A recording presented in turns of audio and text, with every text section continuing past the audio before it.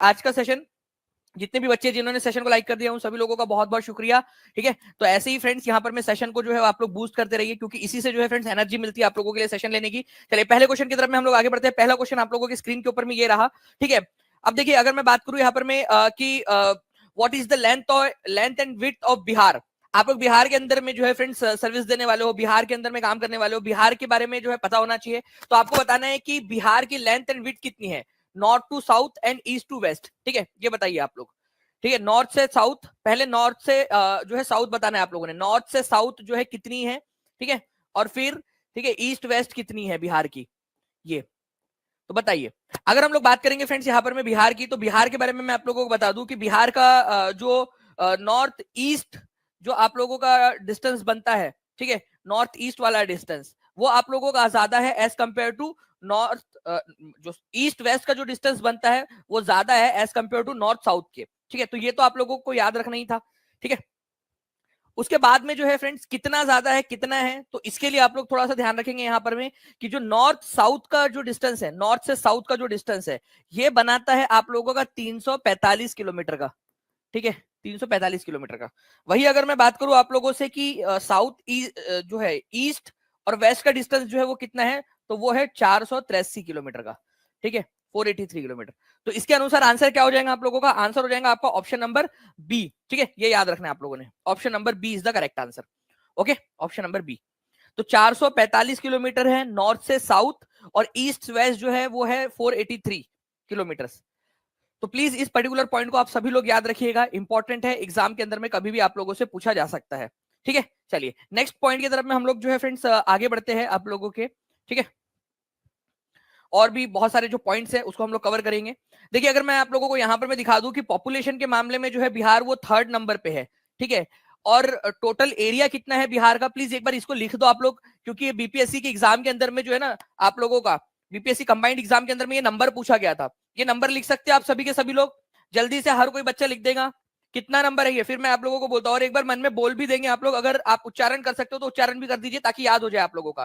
ठीक है, हर कोई बच्चा लिख देगा 94,163 स्क्वायर किलोमीटर, 94,163 स्क्वायर किलोमीटर जो है फ्रेंड्स, ये याद रखना आप लोगों ने, बिहार का एरिया है। और ये राज्य के मामले में अगर हम लोग राज्य की बात करें, ठीक है, स्टेट वाइज, स्टेट के मामले में ये आता है आप लोगों का 12वें नंबर पे। ठीक है, राज्य के मामले में, राज्य के मामले में, और राज्य और यूनियन टेरिटरी मिला दे आप लोग। ठीक है, राज्य और union territory, state plus union territory कर दो आप लोग, तो ये हो जाता है आप लोगों का 13 नंबर पे, क्योंकि लद्दाख इससे बड़ा है।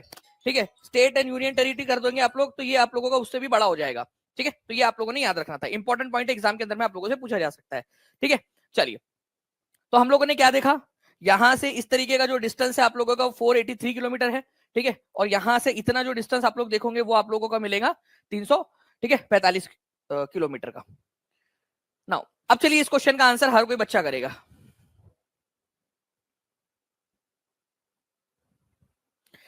ठीक है, जब भी हिंदी और इंग्लिश के अंदर में क्वेश्चन के अंदर में डिस्क्रिपेंसी आती है, हमेशा जो है फ्रेंड्स आप लोगों को पता है कि इंग्लिश को प्राथमिकता दी जाती है।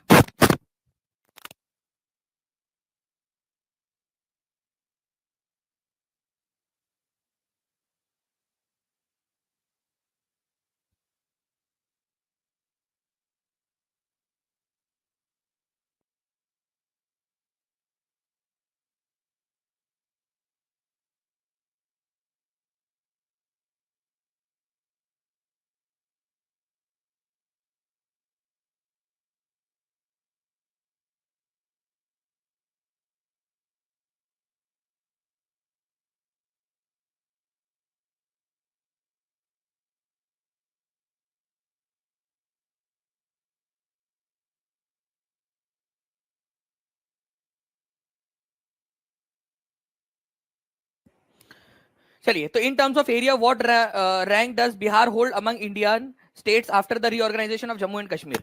तो फ्रेंड्स देखिए यहाँ पर मैं आप लोगों ने याद रखना है कि बिहार जो है वो राज्य के मामले में, ठीक है, यहाँ पर मैं व्हाट रैंक इंडियन स्टेट्स के बारे में बोल रही है, तो 12वें नंबर का हो जाएगा। लेकिन अगर आप लोगों से बोला जाए, ठीक है, अगर आप लोगों से बोला जाए फ्रेंड्स यहाँ पर में कि स्टेट एंड यूनियन टेरिटरी के अंदर में कितने नंबर का आता है, स्टेट प्लस यूनियन टेरिटरी के अंदर में, तो ये 13 नंबर का आता है, ये याद रखना है आप लोगों ने, स्टेट प्लस यूनियन टेरिटरी के अंदर में। ठीक है, तो स्टेट प्लस यूनियन टेरिटरी के अंदर में आता है ये 13वां नंबर का। तो दोनों ही पॉइंट्स इंपॉर्टेंट है आप लोगों के, प्लीज इस पर्टिकुलर पॉइंट को याद रखिएगा आप सभी लोग। ठीक है, अब हिंदी के अंदर में आप लोग देखोगे कि स्टेट नहीं लिखा है, जानबूझ के यहाँ पर में हम लोगों ने स्टेट नहीं लिखा, क्योंकि मैं आपको बता दूं कि जब भी बात आएंगी आप लोगों की इस तरीके से कि कौन सा वाला माना जाए, तो आप लोगों को हमेशा इंग्लिश को मतलब देनी क्या है, वो एग्जामिनर ही देता है, वो वहां लिखा हुआ ही होता है, ठीक है। ये मैं नहीं बोल रहा आप लोगों को, वैसे देना हिंदी को चाहिए प्राथमिकता, बट क्या करे, जो भी अभी है, दुर्भाग्यवश हमारे एग्जाम सिस्टम का पैटर्न ही वही है। आप लोगों ने अभी भी देखा होगा 11 12 के अंदर में एक क्वेश्चन है जहां पर में साफ साफ डिस्क्रिपेंसी है, इंग्लिश वाले को मानकर उन्होंने आंसर की दे दी थी, ठीक है। ओके, चलिए नाउ फ्रेंड्स, इस क्वेश्चन का आंसर तो आप लोगों को हो जाएगा, 12वें नंबर का है। राज्य के मामले में किस तारीख को उड़ीसा बिहार को किस तारीख को उड़ीसा को बिहार के पृथक प्रांत का दर्जा दिया गया था? किस तारीख को उड़ीसा को, देखो उड़ीसा को अलग कर दिया गया था और उसको एक अलग प्रांत बना दिया गया था बिहार से अलग करके। पहले उसका नाम था बिहार एंड उड़ीसा प्रांत।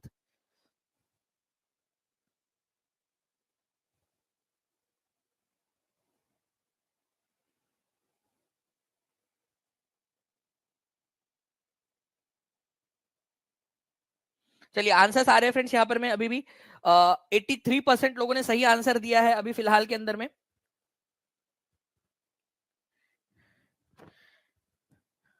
चलिए तो आंसर जो है फ्रेंड्स यहाँ पर में हो जाएगा आप लोगों का 1 अप्रैल 1936 को अलग हुआ था ये, ठीक है। उससे पहले इसका नाम क्या था? इससे पहले ये इसके पूरे प्रांत का नाम था बिहार एंड उड़ीसा प्रांत, बिहार एंड उड़ीसा, ठीक है। बिहार एंड उड़ीसा प्रांत इसका नाम हुआ करता था, ये याद रखना है आप सभी लोगों ने, इंपॉर्टेंट एग्जाम के अंदर में पूछ सकते हैं। केवल 7 मिनट के अंदर में फ्रेंड्स 1200 के करीब बच्चे यहाँ पर में हमारे साथ में जुड़ चुके हैं। ये दर्शाता है कि आप लोग जो है बिल्कुल एक्साइटेड हो पढ़ने के लिए। तो जल्दी जल्दी से सेशन को लाइक भी करते रहेंगे ताकि जो है फ्रेंड्स पूरी टीम मोटिवेट हो सके, पूरा टीचिंग परीक्षा परिवार जो है मोटिवेट हो सके और ऐसे ही हम लोग जो है अच्छे से जो है पढ़ सके।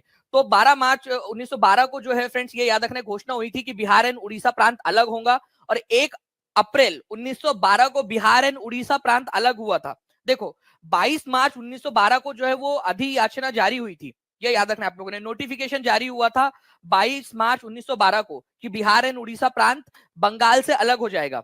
और एक्चुअल में अलग कब हुआ था बिहार एंड उड़ीसा प्रांत, बना कब था ये याद रखना आप लोगों ने, 1 अप्रैल को बना था, 1 अप्रैल, ठीक है 1912 को। ये बहुत ही इंपॉर्टेंट पॉइंट है।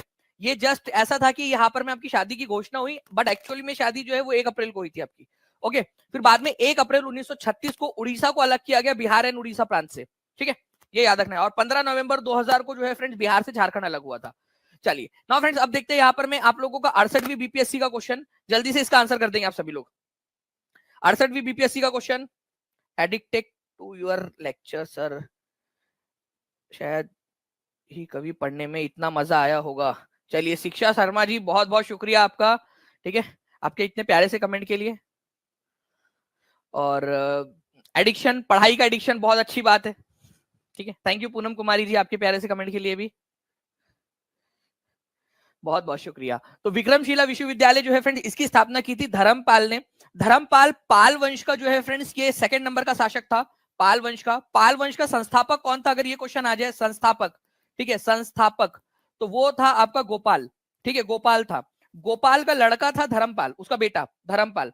धर्मपाल जो है फ्रेंड्स इसने विक्रमशिला यूनिवर्सिटी की स्थापना की थी कौन से डिस्ट्रिक्ट में? चलिए बताइए डिस्ट्रिक्ट कौन सा है, क्योंकि ये भी क्वेश्चन पूछा जा सकता है, विक्रमशिला यूनिवर्सिटी कौन से डिस्ट्रिक्ट के अंदर में, बता देंगे आप सभी लोग जल्दी जल्दी से, जल्दी से।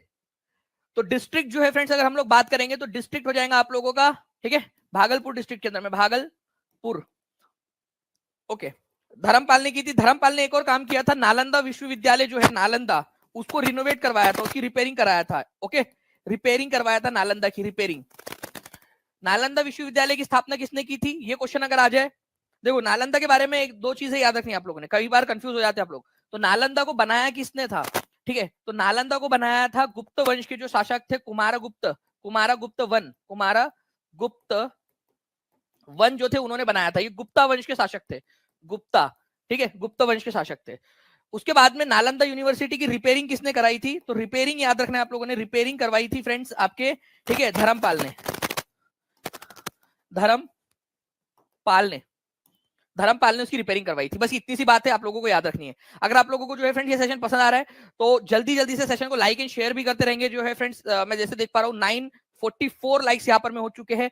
जल्दी से फैला दीजिए सेशन को जहां भी फैला सकते हो। नाउ फ्रेंड्स, समुद्र तट से बिहार की अनुमानित दूरी कितनी है, और ये आप लोगों को बताना चाहूंगा फ्रेंड्स, ठीक है। ये आप लोगों का बिहार सरकार की ऑफिशियल वेबसाइट का डेटा जो है वो आप लोगों को बता रहा हूं मैं, ठीक है। बिहार सरकार की ऑफिशियल वेबसाइट से बनाया गया क्वेश्चन है आपके लिए, ठीक है। दो क्वेश्चंस को मर्ज किया है हमने। एक क्वेश्चन था आपका कि बिहार की समुद्र तट से अनुमानित दूरी कितनी है, जो बिहार सरकार की वेबसाइट पर है, और राज्य की समुद्र तल से औसत ऊंचाई कितनी है, ठीक है। औसत ऊंचाई कितनी है, ये भी क्वेश्चन है आप लोगों का। बताइए इसका आंसर क्या होगा। क्या बात है, 989 लाइक्स हो चुके हैं अभी हमारे, ठीक है। देखिए अगर मैं बात करूं फ्रेंड्स यहाँ पर में ऊंचाई कितनी है और अनुमानित दूरी कितनी है, तो अनुमानित दूरी जो है फ्रेंड्स वो है करीब 200 किलोमीटर की, ठीक है, समुद्र तट से, जो सबसे पास का समुद्री तट है, ठीक है आपका। और अगर आपकी ऊंचाई कितनी है समुद्र तल से, समुद्र के स्तर से, ठीक है, ऐसे, क्योंकि क्या होता है ना कि समुद्र का स्तर होता है धीरे धीरे धीरे, जैसे जैसे दूर जाते हैं वैसे थोड़ा बढ़ जाता है वो, ठीक है, दूरी ऊंचाई बढ़ जाती है, ठीक है। तो 173 फीट जो है वो ऊंचा है, तो आंसर इसका हो जाएगा ऑप्शन नंबर बी आपका, ठीक है। अगर आप लोगों को कभी भी लगे कि यार मैं जो है वो समुद्र में कूद के, ये इतना इतना इजी क्वेश्चन जो है वो याद नहीं हुआ अभी तक, सर ने इतना सारे क्वेश्चन करवाए हैं, और जो है अभी तक भी जो है मैंने सेशन को लाइक नहीं किया, ठीक है, अभी तक भी मैंने जो है कमेंट नहीं कर रहा हूँ यहाँ पर, मैं बिल्कुल भी अपना कोई रिस्पॉन्स नहीं दिया। मैं तो समुद्र में कूद के जो है वो समुद्र जल समाधि ले लेना चाहता हूँ या ले लेना चाहती हूँ। तो आपको क्या करना पड़ेगा, 200 किलोमीटर पैदल जाना पड़ेगा, अगर आप सब बिहार के एकदम आखिरी कोने पे हो तब भी, ठीक है। वहां से आपको 200 किलोमीटर जाना पड़ेगा, फिर जाके आप जो है जल समाधि ले लोगे। भगवान मुझे क्षमा करना कि मैंने अब तक सेशन को जो है वो लाइक एंड शेयर नहीं किया करके, ठीक है। तो फिर आपका शायद से पाप धुल जाएगा उस समय में। चलिए, तो आंसर जो है फ्रेंड्स ये याद रखेंगे आप लोग, एवरेज डिस्टेंस और एवरेज हाइट कितनी है, ठीक है। तो अगर मीटर में पूछ लिया जाए तो 53 मीटर जो है वो होता है, फीट में जनरली आपके बिहार सरकार की वेबसाइट के ऊपर में फीट में दिया हुआ है, ठीक है। तो 173 फीट हो जाएगा आप लोगों का, ठीक है। नाउ नाउ फ्रेंड्स देखिए, बिहार दिवस पहली बार बड़े पैमाने पर कौन से साल में मनाया गया था, ये क्वेश्चन तो देखना पड़ेगा यार कि कितने लोग आंसर कर पाते सही से।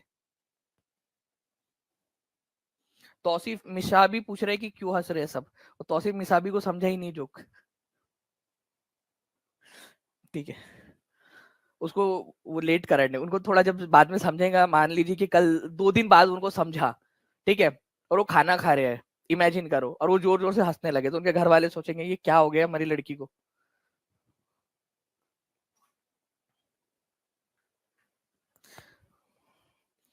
चलिए, तो देखिए फ्रेंड्स आंसर क्या हो जाएगा यहाँ पर में, 2010 के अंदर में जो है नीतीश कुमार जी ने सबसे पहली बार इसको बड़े पैमाने पर मनाया था। तो आंसर जो है यहाँ पर में होगा आप लोगों का ऑप्शन नंबर डी। केवल 64% लोगों ने सही आंसर दिया है, ठीक है, 64% लोगों ने, कि पहली बार बिहार दिवस 22 मार्च को मनाया गया, तो 22 मार्च को। तो इसको मनाने की शुरुआत कब की गई थी, पहली बार बड़े पैमाने के ऊपर में, कि भाई हम हर साल 22 मार्च को जो है ये मनाएंगे बिहार दिवस। तो आंसर हो जाएगा आप लोगों का 2010 में पहली बार इसको मनाया गया था बड़े पैमाने पर, ठीक है। चलिए, तो ये भी आप लोगों का आंसर हो गया। नाउ फ्रेंड नेक्स्ट क्वेश्चन देखिए, ये एक इंपॉर्टेंट क्वेश्चन है। What percentage of total geographical area of the state is covered by forest. अब इसके ऊपर मैं बेस में कुछ क्वेश्चंस आपको करवाऊंगा, ठीक है। आप लोग इसका आंसर करिए जल्दी से।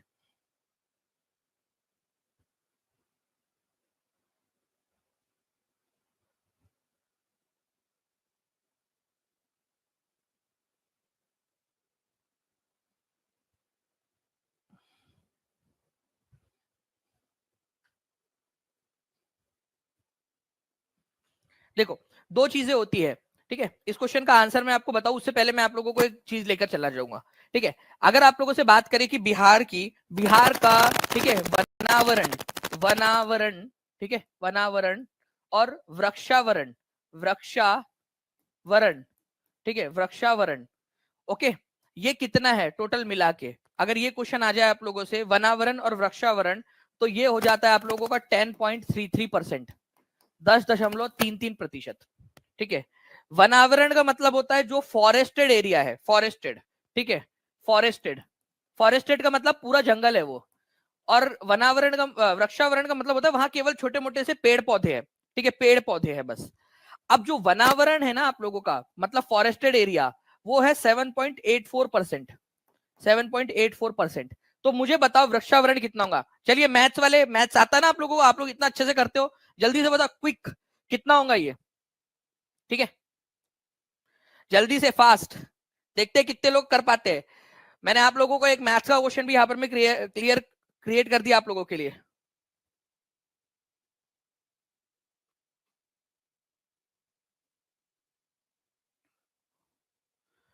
ओम सुमन जी, आपका क्वेश्चन गलत है। वो उत्पादन और उत्पादन में क्या अंतर नहीं, उत्पादन और उत्पादकता में क्या अंतर है, ये क्वेश्चन होना चाहिए था आपका।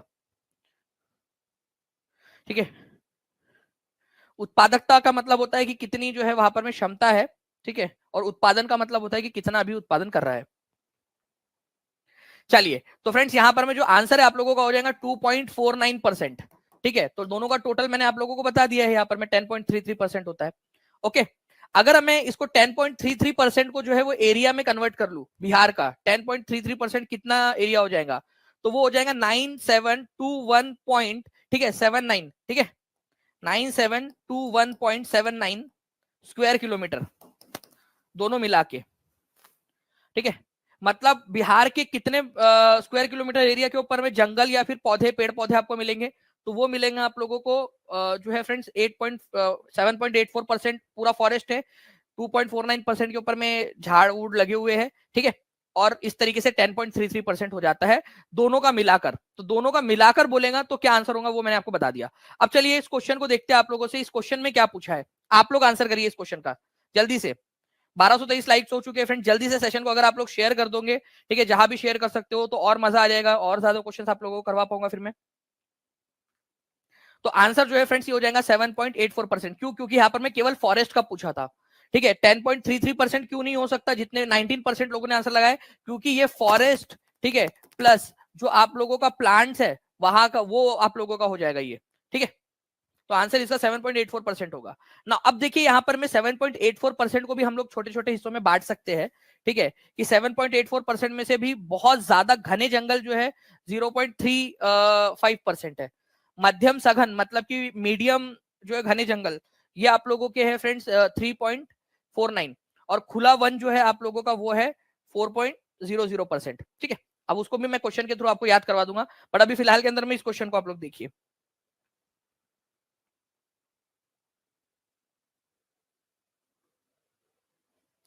इस क्वेश्चन को देखिए आप सभी लोग जल्दी से बताइए, forest cover and tree cover जो है आपका, प्लांट का कवर या फॉरेस्ट कवर, दोनों को मिलाकर कितना ज्योग्राफिकल एरिया, ये आपका टफ क्वेश्चन की कैटेगरी में आएगा। ठीक है, अगर आपको आगे बढ़ना है, ठीक है, अच्छे से जो है एग्जाम क्लियर करनी है, तो इस तरीके के क्वेश्चंस करने पड़ेंगे। और जितने भी बच्चे जो चाहते हैं कि ऐसे में क्वेश्चंस आपको करवा दूं सारे के सारे, वो अपना अपना रिस्पांस जरूर देते रहेंगे। चैनल को सब्सक्राइब कर लीजिए ताकि ज्यादा से ज्यादा इस प्रकार के क्वेश्चंस आप लोगों के लिए करवाए जा सके। चलिए, अगर मैं आप लोगों से बात करूं फ्रेंड्स यहाँ पर मैं कि total share of forest cover and tree cover in the total geographical area of the state, ठीक है, तो ये हो जाएगा आप लोगों का, ठीक है, मतलब फॉरेस्ट कवर और ट्री कवर अगर इसको परसेंटेज में मैं गिनूं तो कितना आता है, ये 7.84%। मेरे साथ साथ में लिखते जाओ, ट्री कवर कितना हो जाएगा आप लोगों का, ये हो जाएगा 2.49%। ठीक है, इसको प्लस कर दो तो ये हो जाता है 10.33% आप लोगों का टोटल। और ये 10.33% को ही अगर आप एरिया में कन्वर्ट करोगे तो ये आपका आ जाता है इतना। समझ में आ गया क्या? अगर समझ में आ गया तो हाथ ऊपर कर दो जल्दी जल्दी से सभी लोग, हाथ ऊपर कर देंगे जल्दी जल्दी से अगर समझ आ गया तो। ठीक है, ये टफ कंसेप्ट, ये आप लोगों के आगे बढ़ाने वाले कंसेप्ट है, ये आपको सिलेक्शन के साथ में रैंक सुनिश्चित करेंगे, आप लोगों को बहुत आगे बढ़ा देंगे ये क्वेश्चंस। ठीक है, समझ आ गया है तो हाथ ऊपर कर दीजिए। अगर रिवीजन चाहते हो तो भी बता देना कि सर और करवा दीजिए इस तरीके के क्वेश्चन ताकि याद हो जाए आप लोगों को। ठीक है, तो आंसर इसका हो जाएगा आपका ऑप्शन नंबर ए। ओके, तो राज्य के कुल भौगोलिक क्षेत्रफल का वनावरण और वृक्षावरण जो है आप लोगों का इतना होता है। ठीक है, 9721.79 वर्ग किलोमीटर, जिसको हम लोग 10.33% बोल सकते हैं। बाकी मैंने आप लोगों को यहाँ पर मैं बता दिया इसका। ठीक है, नाउ फ्रेंड्स अब देखिए यहाँ पर मैं ऑफिशियल जो है सोल्जर की जो हुई थी आप लोगों की जीडी, ठीक है, ग्रुप डी आप लोगों का जो पेपर हुआ था, ठीक है, जोधपुर एग्जाम के अंदर में, उसमें क्वेश्चन पूछा गया पटना किस नदी के किनारे पे बसा है। अब देखिए, आप लोग मान लीजिए बाहर के किसी और भी स्टेट में जाते हो मान लो एग्जाम देने के लिए, तो ये इस तरीके के क्वेश्चन आप लोगों से पूछे जा सकते हैं। बताइए इसका आंसर क्या होगा? कितना सिंपल है भाई, पटना जो है वो गंगा नदी के किनारे पे बसा हुआ है। ठीक है, कितना परसेंट लोगों ने आंसर किया है? 89% लोगों ने आंसर किया। इसका आंसर तो कम से कम 100% होना चाहिए था। ठीक है, 89% लोगों ने आंसर किया, 88 हो गया अभी। ठीक है, तो गंगा नदी के किनारे के ऊपर में बसा हुआ है, ये याद रखना है आप लोगों ने। बिहार के अंदर में सबसे लंबा गंगा नदी का जो स्ट्रेच है वो पटना में ही है, 99 किलोमीटर का।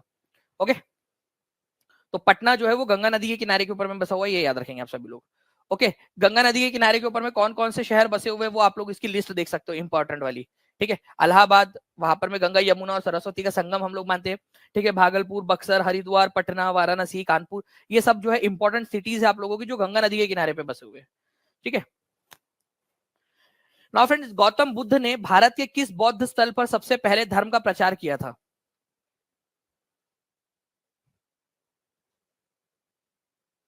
हाँ चलिए, अब ये क्वेश्चन बताइए आप लोग।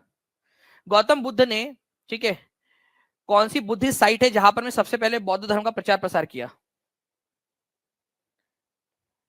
तनवीर जी बोले इंडियन ज्योग्राफी और वर्ल्ड ज्योग्राफी का एक सीरीज लेकर आइए। बिल्कुल मैं तनवीर जी लेकर आऊंगा, और आपको बता दूं कि कल हम लोगों ने जो है ज्योग्राफी के भी वन लाइनर आप लोगों के लिए और ऐड किए हैं।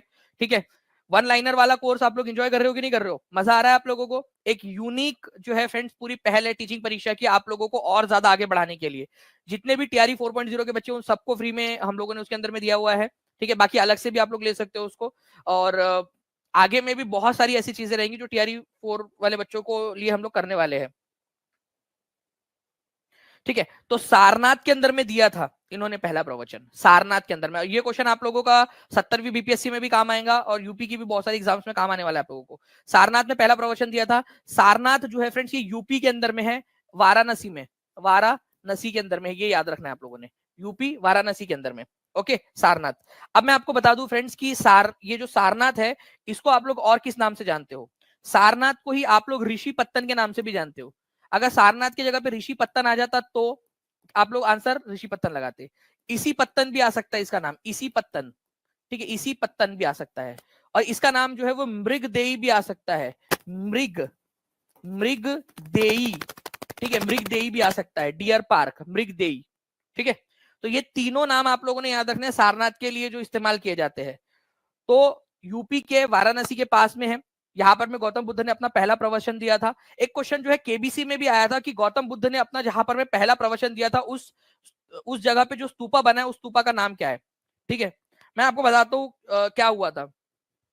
ठीक है, मतलब मेरे को गौतम बुद्ध ने आके बताया नहीं ऐसे, ठीक है, लेकिन मेरे को लगता है, इमेजिन कर रहा हूँ कि गौतम बुद्ध भी वैसे ही मतलब अपने जैसे थे। ठीक है, तो क्या हुआ होगा कि उनको जो है बोध गया में ज्ञान की प्राप्ति हुई, बोध गया में उनको ज्ञान की प्राप्ति हुई। अब उनको जो है वो लगा कि यार किसको प्रवचन दूं, किसको ज्ञान की बात बताओ, किसको बताओ, किसको बताओ। जैसे आप लोगों का एग्जाम क्लियर हो गया तो आप सोचते ना किसको बताओ, किसको बताओ। कितने लोग हैं जिनको, इमेजिन करो एक बार कि आपका एग्जाम क्लियर हो गया, आपका नाम आ गया, तो आप सोचेंगे मैं किसको बताऊं, किसको बताऊं, किसको बताऊं, है ना? तो गौतम बुद्ध ने पहले सोचा, ठीक है, वो आप लोगों की वन लाइनर जो दिया है ना उसके अंदर में मैंने दिया है ये क्वेश्चन, आपके बीपीएससी के एग्जाम्स के अंदर में आया था ये। ठीक है, तो अलारा, ठीक है, ठीक है, अलारा कलामा, अलारा, ठीक है, कलाम, ये इनके गुरु थे। ठीक है, एक थे रामपुत्र, ये इनके गुरु थे। इनको देने की सोचा उन्होंने, लेकिन दोनों की मृत्यु हो गई थी। फिर इन्होंने सोचा कि एक काम करता हूं मैं, अपने वो जो 5 इनके साथी थे, 5, ठीक है, कलीग्स थे, उनको मैं जाकर ज्ञान की बात बताता हूँ। तो ये ढूंढते ढूंढते ढूंढते ढूंढते पहुंचे वाराणसी। वाराणसी जहां पर में इनकी पहली मुलाकात हुई थी इन 5 लोगों से। ठीक है, सारनाथ पहुंचे ये लोग, वाराणसी के पास में सारनाथ में। वहां पर में बना है आपका, ठीक है, चौखंडी स्तूपा, चौखंडी, चौखंडी स्तूपा। ठीक है, अब ऐसा तो नहीं ना कि आपको ज्ञान की प्राप्ति हुई, ठीक है, तो आप वहीं पे उनको ज्ञान की बातें बताना स्टार्ट कर दोगे। जहां पर में वो मिले थे, ठीक है, उस वहां पर में बना है चौखंडी स्तूपा। अब ऐसा थोड़ी ना है कि आप मान लो कि मैं पटना के ऊपर में जो है वो वॉक कर रहा था ऐसे यहाँ पर में, और आप लोग मिले तो मैं आपको बुला रहे, अरे इधर आ। ठीक है, राहुल, गोपाल, कुमारी, अंजलि वर्मा, किरण, ठीक है, पीहू, प्रीति, ठीक है, गौतम, चलो तुम लोग आओ इधर, तुम लोगों को ज्ञान की बात बताता हूं मैं यहाँ पर में कि गौतम बुद्ध ने सारनाथ में पहला प्रवचन दिया था। अब तुमको बिठा के थोड़ी ना मैं वही के वही ज्ञान की बात बताने लगूंगा। ठीक है, पहले अपन बातचीत करेंगे कैसे कि और कैसे, क्या हाल है, सब ठीक है, बीवी बच्चे कैसे, मतलब मेरे नहीं आप लोगों के कैसे है करके मैं इस तरीके के सवाल पूछूंगा। फिर बाद में आपको जो है कुछ ज्ञान की बात बताऊंगा बाद में। तो जहां मिले थे वहां चौखंडी स्तूपा है, और जहां पर मैं प्रवचन दिया था वहां पर में है धामेक स्तूपा, धामेक स्तूपा, धामेक स्तूपा। तो जहां पर में मिले थे, ठीक है, जहां मिले थे वो है चौखंडी स्तूपा, और जहां फर्स्ट प्रवचन दिया था उन्होंने, ठीक है, प्रवचन, वहां पर में आप लोगों का धार्मिक स्तूप है। दोनों के दोनों जो है वो सारनाथ के अंदर में। समझ में आया क्या? समझ में आया होगा तो एक बार जल्दी से लाइक का बटन दबा देंगे जितने भी बच्चे हैं। आप लोग। तो जहां पर मैं पहला प्रवचन दिया था वो है धामेक स्तूपा, और जहां पहली बार मिले थे उनसे वहां पर में है चौखंडी स्तूपा। वन लाइनर बहुत कॉन्फिडेंस बढ़ गया है सर, बहुत मजा आ रहा है, एमडी साबिर जी बोल रहे हैं, और ऐसे ही आप लोगों का जो है फ्रेंड्स आपका बढ़ना चाहिए। वन लाइनर पढ़ के मजा आ गया, थैंक यू सर। देखिए दानिश अकाबुल, अरे वाह मेरा ही नाम है आपका भी, ठीक है। संस्कृति शिवानी जी, वन लाइनर जस्ट अमेजिंग, बहुत बढ़िया। ऐसे ही जो है फ्रेंड्स आप लोगों ने करना है, और जितने भी बच्चे अभी तक जिन्होंने पढ़ना स्टार्ट नहीं किया, वन लाइनर से पढ़ना स्टार्ट कर दीजिए, आपको बहुत आगे बढ़ा देगा, ठीक है। ओके चलिए नाउ फ्रेंड्स एक क्वेश्चन आप लोगों का, करिए इसका आंसर जल्दी से।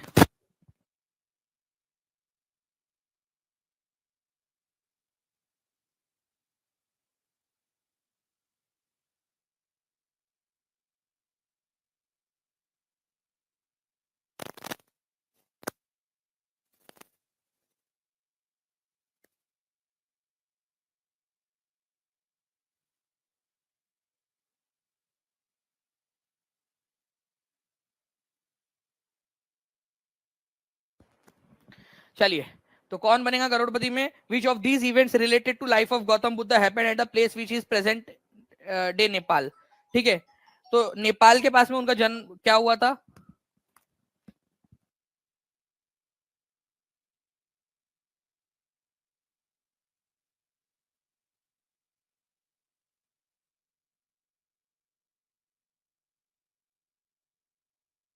ठीक है, तो देखिए फ्रेंड्स अगर हम लोग बात करें गौतम बुद्ध का जो है फ्रेंड्स नेपाल के पास में क्या है, तो उनका बर्थ प्लेस है, ये याद रखना है आप लोगों ने, बर्थ प्लेस, ठीक है। उसका नाम है लुम्बिनी, लुम्बिनी नाम की जगह है, ठीक है। वहां पर में गौतम बुद्ध का जन्म हुआ था, लुम्बिनी के अंदर में, आज जो नेपाल के अंदर में। तो बर्थ, ठीक है। गौतम बुद्ध का जो बर्थ है ना फ्रेंड्स, ये आप लोगों को याद रखना है, ठीक है। ये दर्शाया जाता है आप लोगों का जो है कमल से, कमल से, हाथी से, ठीक है। इस तरीके से जो है वो दर्शाया जाता है गौतम बुद्ध का जन्म। इवन जो है फ्रेंड्स आप लोगों का बुल या बैल जो है उससे भी दर्शाया जाता है कई बार गौतम बुद्ध का जन्म, ठीक है। तो बर्थ उनका लुम्बिनी में हुआ था, ये याद रखेंगे आप सभी लोग, ओके, जो कि आज के नेपाल के अंदर में। बाकी एनलाइटनमेंट, उनको ज्ञान की प्राप्ति जो है वो बोध गया में हुई थी। पहला प्रवचन जो है उन्होंने दिया था सारनाथ के अंदर में, यूपी में, और महापरिनिर्वाण उनका यूपी के कुशीनगर में हुआ था, जिसको कुशीनारा बोला जाता था पहले, ठीक है। म्यांमार की मांडले जेल में भगवत गीता पर आधारित गीता रहस्य किसने लिखी, ठीक है। एक्चुअली हुआ क्या था कि उनको जो है मांडले जेल में डाल दिया गया था सरकार के खिलाफ लिखने के आरोप में, ठीक है। वहीं पे बैठे बैठे उन्होंने भगवत गीता के ऊपर में अपनी एक टीका टिप्पणी जो है एक उन्होंने अपना जो है एक बेसिकली आप लोग बोल सकते हो कमेंट्री लिखी थी उन्होंने गीता रहस्य के नाम से। ये क्वेश्चन बहुत सारे एग्जाम्स में आ चुका है, ठीक है। गीता रहस्य किसने लिखी है? गीता रहस्य, डायरेक्टली पुस्तक का नाम आपको याद रखना है फ्रेंड्स, बाल गंगाधर तिलक की पुस्तक है गीता रहस्य, ठीक है। बाल गंगाधर तिलक की गीता रहस्य। नेक्स्ट क्वेश्चन की तरफ में आगे बढ़ते हैं फ्रेंड्स हम लोग यहाँ पर में, ठीक है। नालंदा विहार किसके द्वारा नष्ट किया गया था, ठीक है। 2016 की कंबाइंड कॉम्पिटेटिव एग्जाम के अंदर में पूछा गया प्रश्न।